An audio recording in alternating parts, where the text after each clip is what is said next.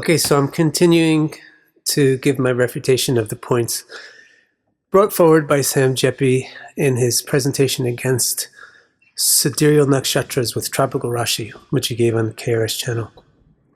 In part one, I addressed his appeal to tradition argument, and I pointed out that this is mostly an emotional argument, and that the Indian tradition itself doesn't accept tradition as a valid determinant of whether something is right or wrong. In part two of the video, I addressed Sam's claim that the stability of Indian astrological culture over the millennia demonstrates how superior and stable the Indian zodiac is. My answer there is that it's non sequitur, because actually the stability of India's astrological culture is due to the stability of her social and religious culture overall, compared to the European and Arabian cultures, which underwent extensive upheavals with the rise of Christianity and Islam. In the third part, I addressed the claim that the sidereal zodiac is observably verifiable and the tropical zodiac isn't. And the way I did that was just showing you the actual planetarium images of the sky and showing you where the sidereal rashis fall and where the constellations themselves fall. In this fourth part, I want to address the claim that the nakshatras cannot be separated from the rashis.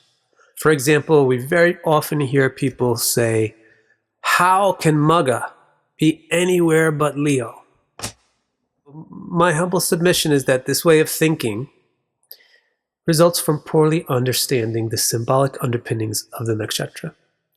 Now, I believe that the nakshatra are very poorly understood because for more than a dozen centuries, the whole focus of astrology shifted away from them and shifted towards the 12 signs, the 12 rashis. So now you find nakshatras being taught to students as if they were just some special kind of a zodiac sign or some kind of a modification of the zodiac signs. For example, it's very common to hear a Vedic astrology teacher say, Magha combines the energy of Leo with the energy of Ketu, its ruling planet. You'll hear that a lot. Now, suppose someone comes along and says, hang on a second, Ketu isn't the ruler of Magha. The connection between Magha and Ketu is just part of the formula for figuring out what dasha someone begins their life in. And even then, it's only relevant to the Vimshottari dasha system, when there's almost a dozen nakshatra systems, and each one correlates a different planet to Magha and all the nakshatras. So suppose you say that. What's going to happen is that is going to throw a big monkey wrench into the way that the people are teaching and understanding the nakshatras. So what you're going to find is, unless you speak it really loudly and say it a lot, you're going to be ignored. And if you do speak it really loudly and say it a lot, then you're going to be described as a pain in the neck, an agitator, and a defier of traditions. Another common thing we'll hear Vedic astrology teachers say is that nakshatras have 4 distinct sections. And these are formed as a result of how the Rashi's 9 subdivisions, or Navamsha, overlay on top of each nakshatra. Since 4 Navamshas overlay on top of each nakshatra, let's understand the nakshatra as having 4 distinct sections to them. Now we can take the element and the ruler of each Navamsha section and add that to the mix. You got Magha, it's the energy of Leo and the energy of Ketu working together. And then in the first segment, this is all happening in the context of the fiery dharmic nature mixed with Mars rulership. But in the second part, it's happening in the earthy, Arctic nature of Taurus with the Venus rulership. And this is the way that nakshatras are taught. 75%, I would say, of the way we think about nakshatras comes from that paradigm. So naturally, if someone says Magha is not always in Leo, it's not always going to be in Leo. If the way you think of Magha is, well, no, it's a combination of Leo and those first 4 Navamshas with Ketu, then how can it possibly not be in Leo? It can't possibly not be in Leo. But my point is that we're poorly understanding nakshatras because we're not looking at them in their own right. We're looking at them as if they were some other kind of sign. So into this whole big soup of how we think of nakshatras, imagine that somebody comes along and says, hey guys, did you know, I mean, really, let's think about this. The Vedas tell us about nakshatras. This is amazing. This is the part of astrology which is actually really in the Rig and Yajur Veda. This is the part of Vedic astrology that really is Vedic. So why don't we understand the nakshatras according to what they tell us? Well, what do the Vedas tell us about the nakshatras?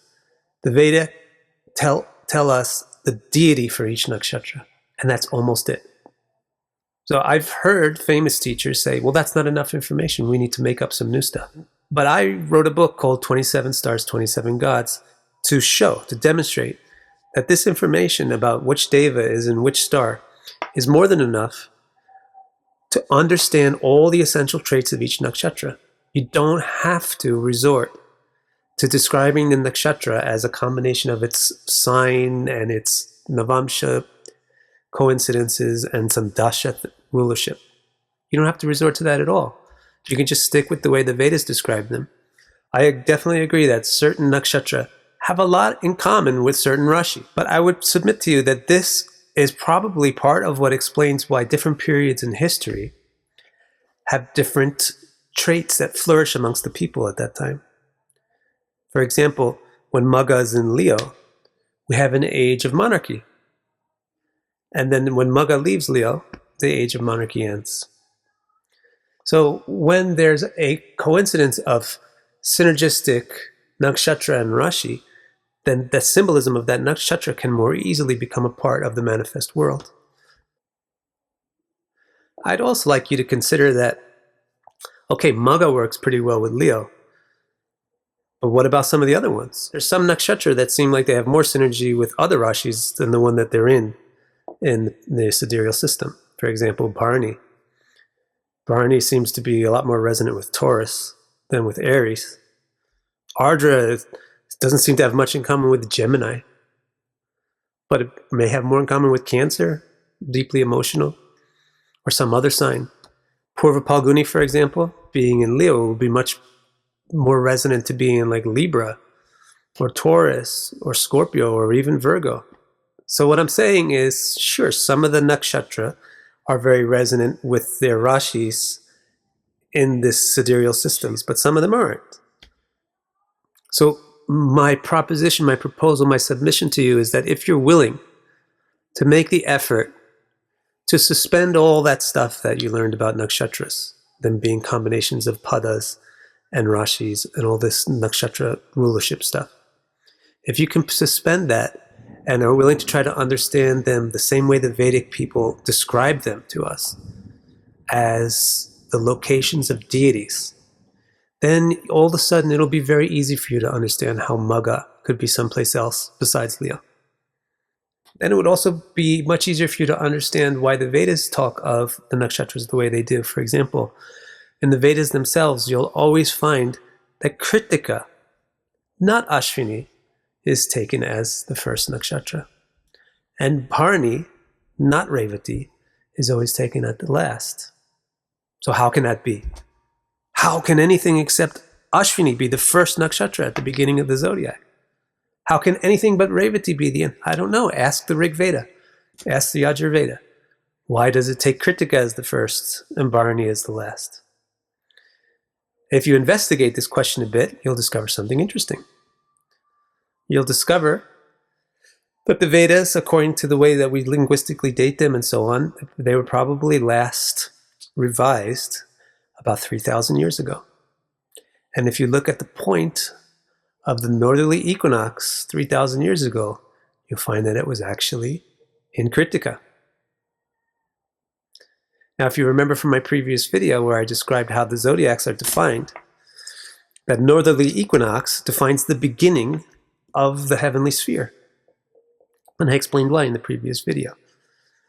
So that's why they say Kritika is the first nakshatra, because the beginning of the heavens was there at that time, the rising of the sun into the upper part of the universe was there at that time. That's where Aries begins. By saying that Kritika comes first, that means that Bharani and Ashwini were in Pisces at the time. How could Ashwini be in Pisces? I don't know. Ask the people that wrote the Vedas.